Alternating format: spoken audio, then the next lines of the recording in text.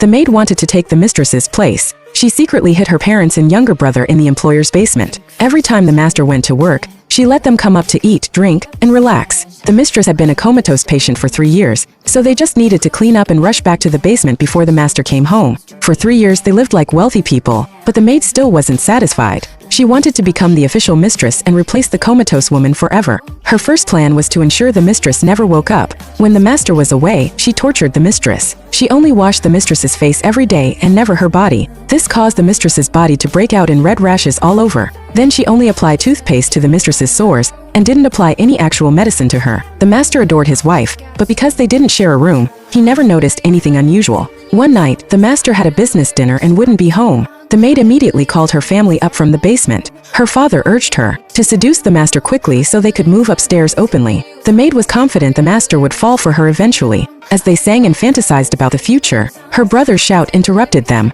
He'd sneaked into the mistress's room, attracted by her looks, and tried to assault her. When he undressed her, he saw the rashes. The maid ignored it, applied some ointment briefly, and went back to partying. The next morning, with the master about to return, the maid rushed her family back to the basement. When the master arrived, everything seemed quiet as usual. The maid was mopping the floor, staring at him affectionately, but the master loved his wife deeply and ignored her. When he entered his wife's room, he turned pale. A vase by her bed had fallen, and a rose thorn had scratched her face. Furious, he scolded the maid for poor care and ordered her to quit immediately. Terrified her plan would fail, she knelt and begged for mercy. Seeing her sincere apology, he warned her not to let it happen again. Unbeknownst to him, the mistress had regained some consciousness and tried to move her hand toward his. Just as her fingers nearly touched his, he got an urgent work call and left hastily. He kissed her forehead tenderly before leaving, a scene the maid saw, filling her with jealousy and hatred. After he left, she vented her anger on the mistress, even hugging the master's clothes and fantasizing about his affection. Suddenly, the master called and asked her to sign for a delivery at the door.